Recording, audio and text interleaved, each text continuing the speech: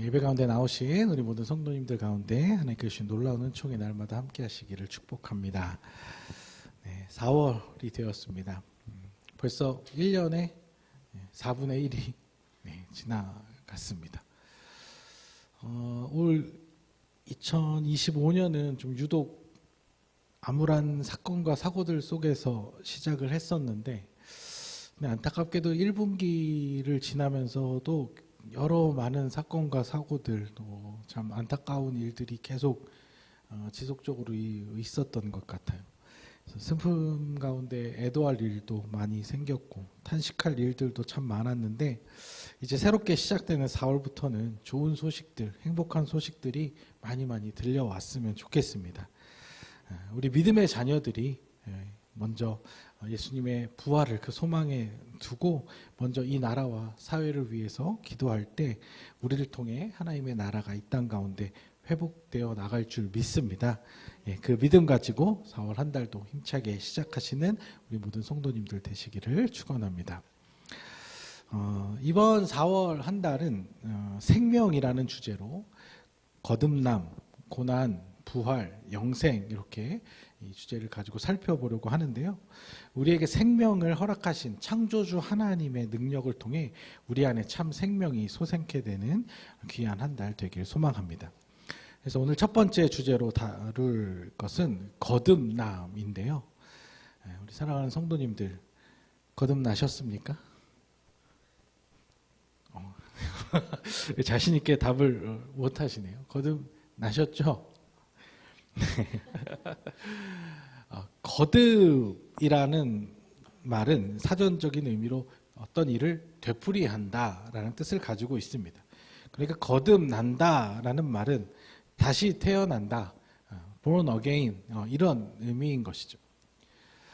오늘 우리가 함께 읽은 본문은 예수님과 니고데모의 대화인데, 예수님께서 이 거듭남에 대해서 이야기를 하시자 니고데모는 정말 단순하게 그럼 엄마 뱃속에 다시 들어갔다 나와야 되는 겁니까? 라는 아주 어린아이 같은 질문을 합니다. 3장 4절 말씀 읽어보겠습니다. 니고데모가 이르되 사람이 늙으면 어떻게 날 수 있사옵나이까? 두 번째 모태에 들어갔다가 날 수 있사옵나이까? 왜 이런 어린아이 같은 질문을 했을까요? 아마도 니고데모는 이런 말 자체를 좀 처음 들어봤기 때문인 것 같아요. 사람이 태어났는데 뭘 어떻게 다시 태어나? 또 태어나? 이런 아주 1차원적인 생각을 한 것이죠. 요즘 MBTI로 얘기하면 극단적인 S형 사람인 것 같아요. 사과를 보면 사과밖에 안 떠오르는 사람, 사과를 보면 백설공주가 안 떠오르는 사람, 여기도 있으시죠? S형의 사람들. 그렇게 이제 너무 1차원적인 답을 하자 예수님께서 이렇게 답을 해주십니다. 6절과 7절 말씀인데요. 육으로 난 것은 육이요 영으로 난 것은 영이니 내가 내게 거듭나야겠다 하는 말을 놀랍게 여기지 말라. 이렇게 하면서 천천히 설명을 해주시는데, 그러니까 확실한 것은 뭐냐면 예수님께서 지금 거듭나야 한다라고 말씀하실 때 그 의미가 육체로 다시 태어난다는 그런 말은 아니라는 것이죠. 예를 들어서 나중에 먼 미래에 의학기술이 아주 발달이 돼서 막 어디 이렇게 캡슐 같은 데 들어갔다 나오면 막 피부가 어린아이 같이 이렇게 확 재생돼서 나온다든지, 아니면 막 인공장기들 같은 것들이 아주 개발이 돼서 어떤 수술을 통해서 막 몸이 그냥 아주 신체 나이가 아주 혁혁하게 아주 젊어진다든지 이런 거하고는 전혀 상관없는 이야기라는 것입니다. 그리고 또 예수님은 지금 육체, 영혼 이렇게 육과 영으로 둘로 나눠서 이야기를 하셨지만, 또 인간의 다른 차원인 정신적인 면에서도 생각해 보면 환골탈태 이런 말 있잖아요. 사람이 한순간에 싹 바뀌는 그런 거. 그래서 그랬을 때 이제 이 사람이 거듭났다, 다시 태어났다 이렇게 말하는 경우도 있긴 한데, 예수님 그걸 얘기하시는 것도 아닌 것 같아요. 예를 들면 무슨 운동선수들 중에 갑자기 이렇게 무명이었다가 갑자기 실력이 확 기량이 만개해가지고 실력이 출중하게 드러나면 막 이렇게 기사 같은데 보면 무슨 MVP급 선수로 거듭났다, 아주 새로운 손수 생명이 시작됐다. 뭐 이렇게 말하는 경우가 있잖아요. 아니면 완전히 다른 삶을 살아가는 사람들, 뭐 예를 들면 유명한 배우나 가수로 살아가던 사람이 갑자기 어느 날 보니까 모든 활동을 다 내려놓고 저기 아프리카 어디 가서 막 봉사활동을 하면서 산다든지, 아니면 뭐 많이 보는 경우인데 갑자기 뭐 신학교에 들어가서 목사님이 돼가지고 나온다든지, 뭐 그럴 때 이제 새로운 삶을 시작했다, 새로운 인생으로 거듭났다, 뭐 이렇게 얘기하는 경우도 있는데, 어떤 그런 식의 삶의 급격한 변화를 얘기하는 것도 아닌 것 같습니다. 물론 이제 영적으로 거듭나면 그렇게 삶이 극적으로 바뀌는 사람들이 꽤 많아요. 그런데 예수님 말씀하시는 건 그런 어떤 눈에 보이는 표면적 변화를 우선적으로 얘기하는 것은 아닌 것 같습니다. 그렇다면 예수님 말씀하신 거듭남이라는 건 과연 뭘까? 그러면 이제 어떤 육체적인 것이나 정신적인 것이 아니라면 예수님 지금 말씀하신 것처럼 영에 대한, 영적인 부분에 대한 것이라고 생각할 수 있는데, 3절 말씀을 다시 한번 읽어보도록 하겠습니다. 예수께서 대답하여 이르시되 진실로 진실로 내게 이르노니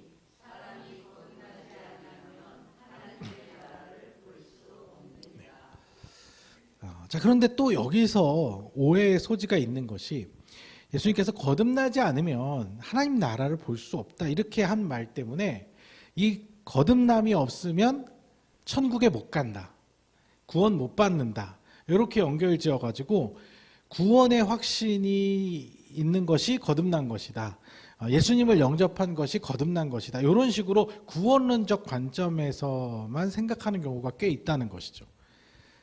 물론 그것이 전혀 상관없는 것은 아니지만, 사실 이 거듭남에 대해서 바른 이해를 하기 위해서는 조금 더 포괄적인 관점을 좀 생각해 볼 필요가 있습니다. 왜냐하면 우리가 지난 3월 달에도 우리가 계속 믿음에 대한 주제를 살펴보면서 여러 번 제가 말씀을 드렸는데, 우리가 너무 이 구원론, 천국 가냐 마냐, 구원받냐 못 받냐 여기에 매이게 되면 우리의 신앙생활의 어떤 풍성함과 자유함이 사라져 버릴 수 있어요. 너무 이 천국 열쇠에 대한 여기에 매여버린 신앙이 되면 그 안에 주신 하나님의 깊은 그 은혜들을 충분히 누리지 못한다는 것이죠. 그래서 좀 본격적으로 그러면 예수님 말씀하신 거듭남, 그건 뭔가, 어떤 것을 얘기하시는 것인가 한번 생각해 보도록 하겠습니다. 5절 말씀 함께 읽어보겠습니다. 예수께서 대답하시되 진실로 진실로 내게 이르노니 사람이 물과 성령으로 나지 아니하면 하나님의 나라에 들어갈 수 없느니라. 자, 또 어려운 얘기가 나오는데 여기서 이제 물과 성령에 대한 얘기를 합니다. 물과 성령이라고 말씀하신 것은 이건 뭐와 연관된 거냐면 세례와 연관이 된 것입니다. 세례 요한이 먼저 베풀었던 물세례와 또 예수님이 승천하신 후에 임한 오순절 성령 임재 사건을 의미하는 것이죠. 그런데 시점으로 봤을 때 지금 니고데모뿐만 아니라 당시 이 이야기를 들었던 주변에 있던 제자나 어떤 유대인들도 물세례는 아마 세례 요한이 워낙 그 당시에 유명했기 때문에 물세례는 들어봤겠지만 이 성령 세례에 대한 것은 아직 잘 모르고 있었던, 이 어떤 개념인지조차도 잘 이해 못했던 그런 시기였기 때문에 사실 니고데모도 그렇고 제자들도 그렇고 예수님의 이 말씀을 지금 충분히 이해하기는 어려웠을 것 같아요. 그리고 지금도 이 말씀을 그렇게 눈에 보인 표면적인 것으로 오해해서 그러면은 또 계속 이제 구원론에 매이는 거죠. 그래서 물 세례와 성령 세례를 받는 것이 거듭난 것이다, 이렇게 단순하게만 생각할 수 있다는 것입니다.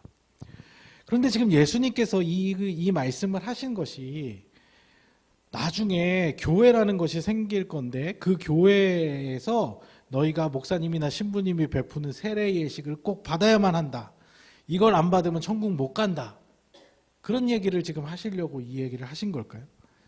그리고 너네 나중에 교회에서 이제 성도들이 모여서 막 예배를 하고 찬양을 드리고 하다 보면 성령의 능력을 통해서 막 기이한 일들이 일어날 건데 그 자리에 참석해서 성령 임재 체험을 경험해 봐야 돼. 그게 성령 세례야.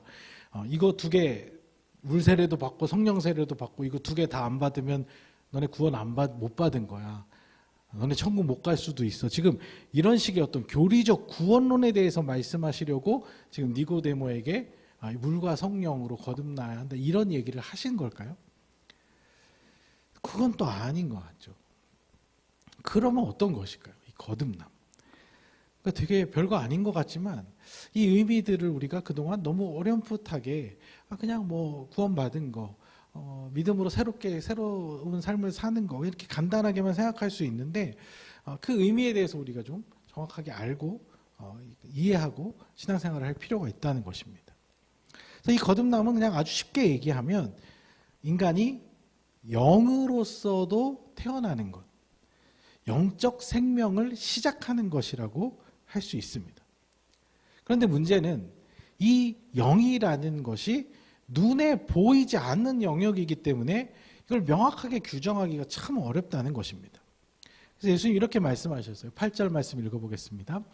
바람이 임의로 불매 내가 그 소리는 들어도 어디서 와서 어디로 가는지 알지 못하나니 성령으로 난 사람도 다 그러하니라. 바람이 있습니까? 없습니까? 바람이 있죠. 근데 바람이 손에 잡힙니까? 안 잡히죠. 이 마치 바람이 부는 것처럼 너무나도 분명히 느껴지고 존재하기는 하는데 보이지도 않고 잡히지도 않아서 명확하게 설명하기가 참 어렵다는 것이죠. 자, 바람이 뭐냐? 사전에는 바람을 이렇게 설명해요. 기압의 변화 또는 사람이나 기계에 의하여 일어나는 공기의 움직임이다. 바람이 가시나요?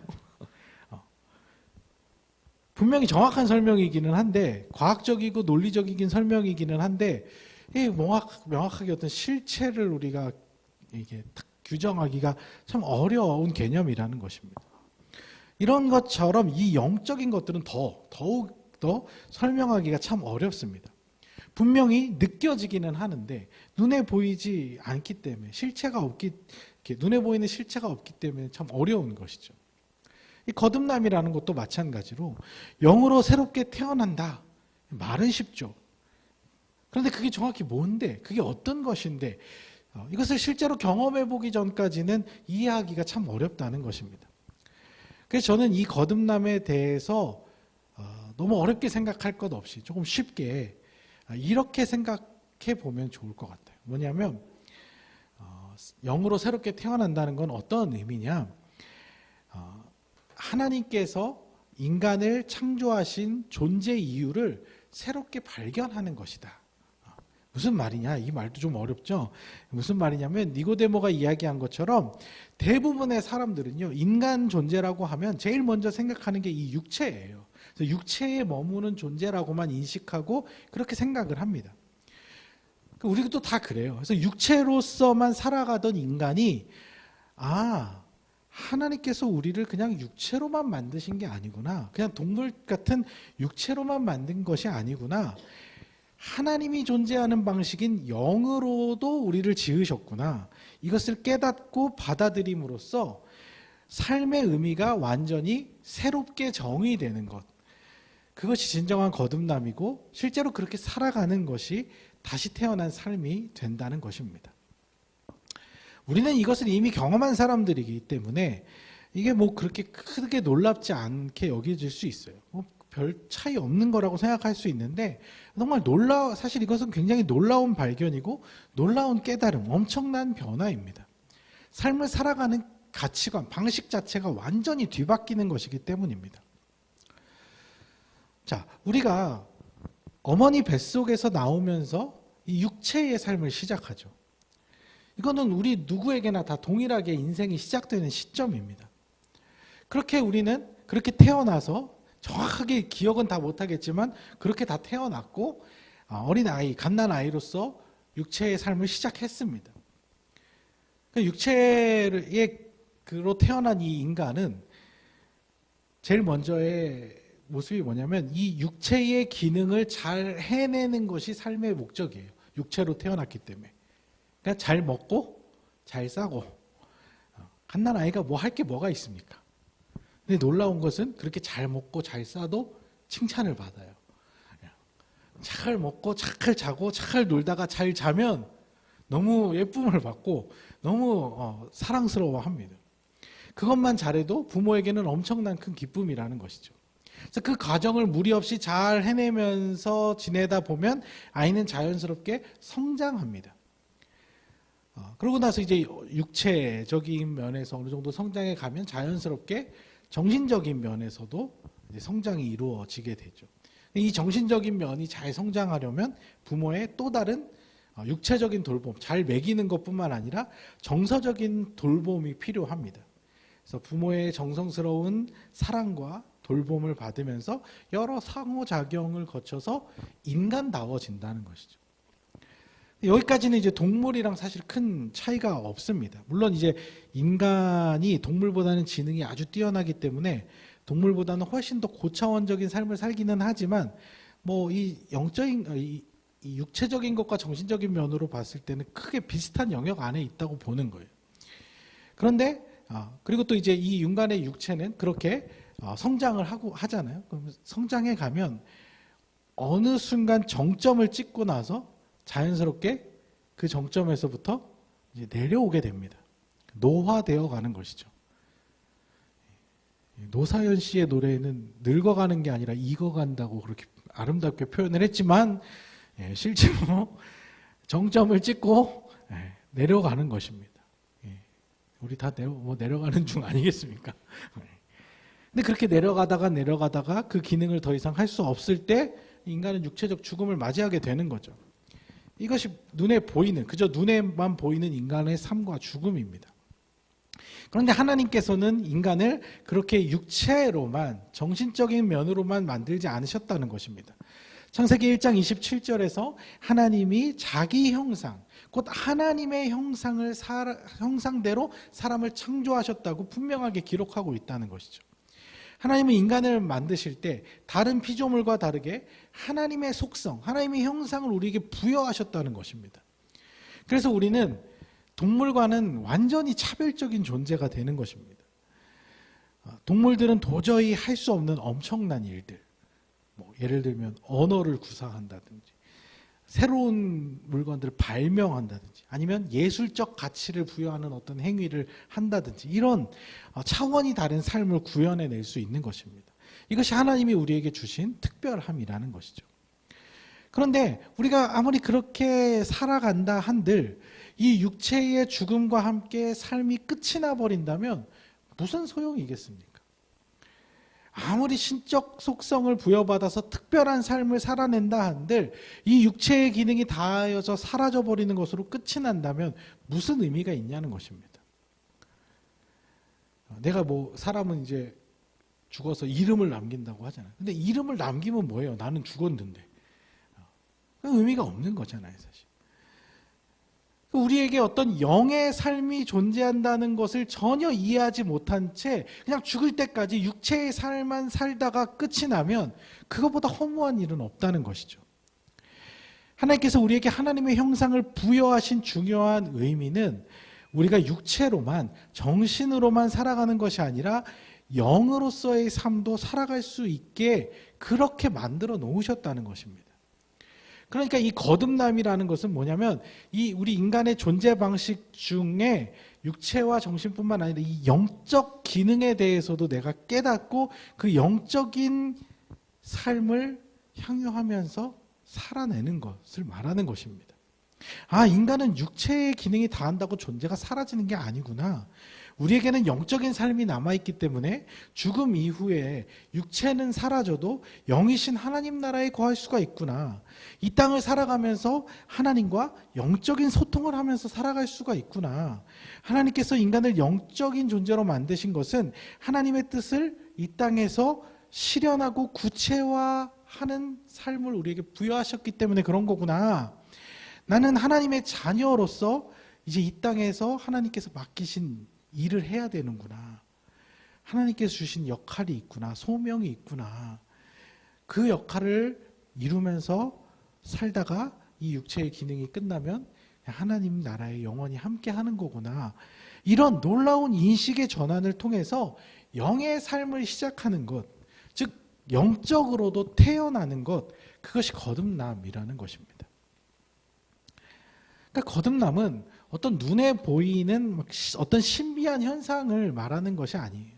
아니면 어떤 삶에 대한 새로운 동기부여를 받은 뭐 그 정도의 차원을 말하는 것이 아닙니다.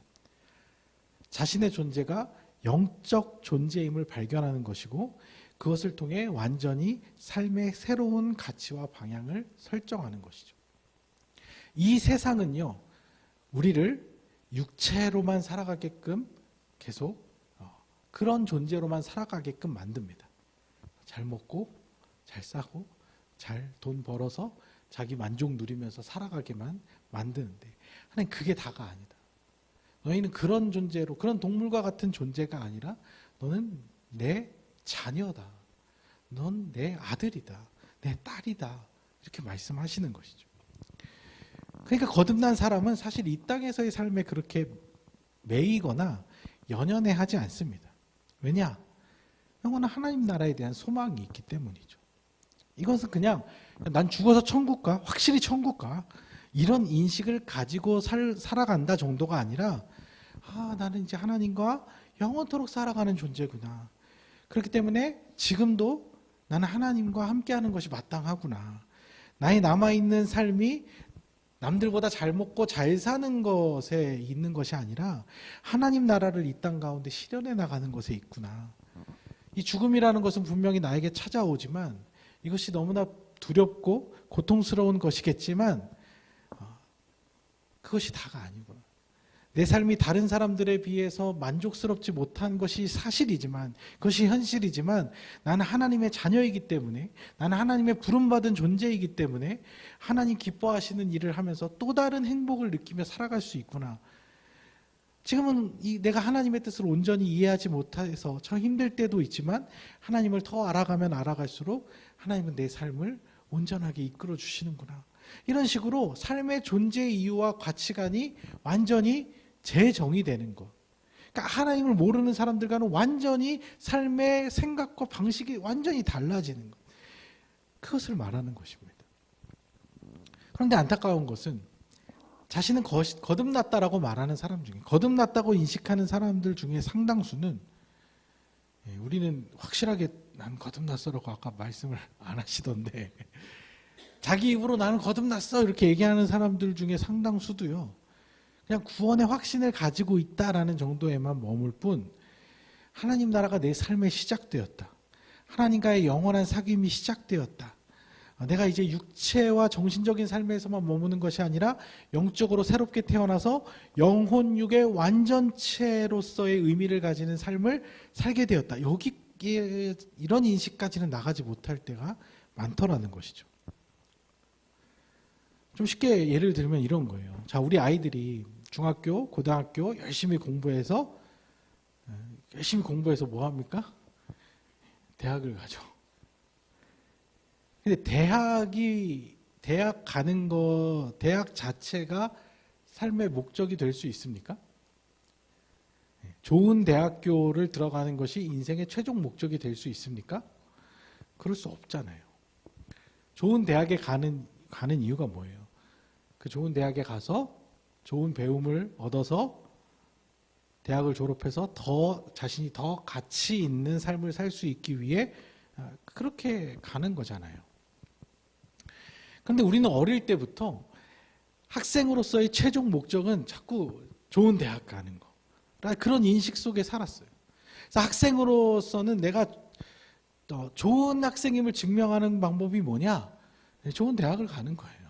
거기서 그냥 결정이 지어지는 거예요. 내가 어느 대학에 입학했냐로 내가 학생으로서 지금 12년 동안 학생으로서 살면서 잘했냐 못했냐가 결정이 되잖아요. 그러니까 그런 인식으로만 살다 보니까.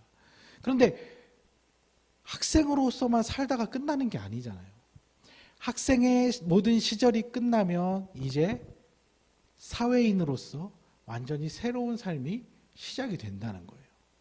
근데 그 사회인으로서의 새로운 삶에 대한 준비를 전혀 하지 않고 그냥 학생으로서 공부, 성적, 시험에만 매달리다가 다른 모든 것들을 놓치고 인간관계, 사회성, 일 처리하는 능력 이런 것들을 다 놓치고 살다면 좋은 대학 가서 좋은 졸업장만 가졌을 뿐 사회에 나가서는 부적응자가 될 가능성이 있다는 것입니다.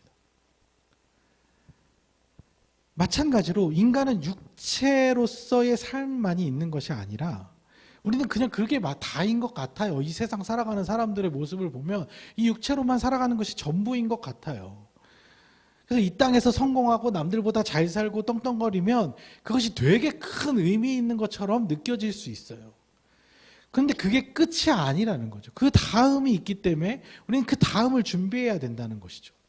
육체로서 아무리 화려하고 멋있게 살았어도, 육체의 모든 만족을 누리면서 원 없이 해볼 거 다 해보면서 살았어도 이 육체는 언젠가 끝이 나고 사라져버리고 만다는 것입니다. 하지만 우리에게 영원한 삶, 영으로서 살아갈 하나님 나라의 영원한 삶이 있다는 것, 그 삶이 우리에게서 참 감사하게도 이미 우리에게서 시작되었으면 또 완전한 영적인 삶이 하루하루 우리에게 지금 다가오고 있다는 것을 인식하는 것 자체가 놀라운 축복이라는 것이죠. 그래서 그 삶을 이제 준비하면서 살아가야 되는 거예요. 근데 나는 거듭났어. 난 영으로서도 태어났어. 그래서 영원한 삶이 있다는 걸 아나. 그런데 지금 눈앞에 이 삶이 더 중요해. 여기에만 몰두하며 살아간다면 그건 제대로 이 영으로서의 삶을 인식한 게 아니라는 것이죠. 그렇다고 여러분들에게 지금 육체의 삶은 다 내팽개쳐 버리고 영적인 삶만을 살라고 하는 것이 아닙니다. 그런 삶을 살고 싶다고 해도 그렇게 살 수도 없어요. 왜냐하면 우리는 이미 지금 아직까지는 이 육체의 삶에 갇혀 있기 때문에, 육체와 영의 삶을 동시에 살고 있기 때문에. 안 먹고 사실 수 있어요? 먹긴 먹어야 될 거 아니에요. 잠 안 자고 살 수 있어요? 그럴 수 없잖아요. 다만 너무 육체에만 치우친, 먹고 사는 문제에만 내 모든 관심과 노력이 집중되지 않도록, 가장 이상적인 것은 제가 볼 때 50대 50일 것 같아요. 하지만 대부분 우리들은 육체의 삶에 사실 8, 90% 이상의 관심을 가지는 반면 영의 일들에 대해서는 이 10%의 마음도 잘 두지 못할 때가 많다는 것입니다. 그런 우리의 마음을 조금 하나님께로 돌려서 하나님의 마음에 더 관심을 두고 하나님이 내 삶에 원하시는 바에 더 초점을 맞춰가면서 거듭난 사람의 삶, 하나님 나라를 바라보는 삶을 살아가야 한다는 것이죠. 우리의 육체는 늙어서 기능이 약해진다 하더라도 우리의 영원한 삶은 아직 많이 남아있지 않습니까? 사실 이 육체의 만족이 채워지지 않으면 너무 살기 힘든 건 사실입니다. 자꾸 몸은 둔해지는 것 같고 눈은 잘 안 보이고 요즘 자꾸 제가 안경을 이렇게 벗어요. 가까운 거 보려고 그러면 그게 또 잘 보이니까. 어디 그냥 좀 걸어 다니려면 무릎, 발목, 허리 안 아픈 데가 없고 자꾸 소화도 안 되고 기운도 없고 하면 사람이 힘들죠. 마음이 안 좋아지고. 근데 참 다행인 것은 우리의 육체의 힘이 다해도 그게 끝이 아니라는 것입니다. 영원한 하나님 나라가 우리를 기다리고 있다는 것입니다. 그 하나님 나라를 바라보며 영의 삶을 힘차게 내딛으시기 바랍니다. 분명한 건요, 영적인 삶에서 활기를 얻으면 육체도 회복이 많이 되더라고요. 영적으로의 삶에 풍성함을 누리면 육체적인 그런 회복도 하나님께서 허락해 주시더라고요. 혹시나 우리 가운데 아직 이 영의 삶을 시작하지 못하신 분 있으십니까? 아니면 영으로서 분명히 거듭나긴 났는데 다시 잠들어 계신 분 있으십니까? 더 이상 영적으로 성장하지 않고 갓난아이 같이 머물러 있으신 분 있으십니까? 우리가 영으로 예배하며 진리의 말씀을 먹고 기도로 하나님과 소통하다 보면 우리는 영의 삶이 무엇인지를 더욱 제대로 인식하고 깨달아가면서 참된 영적인 존재로서 살아갈 수 있게 될 것입니다. 그 믿음을 가지고 거듭남의 은혜를 누리며 풍성한 삶을 살아가시는 우리 모든 성도님들 되시기를 주님의 이름으로 축복합니다. 사실 제가 목사로서 여러분들에게 육체의 일에 대해서, 여러분들 먹고 사는 문제에 대해서는 사실 도와드릴 수 있는 게 별로 없습니다.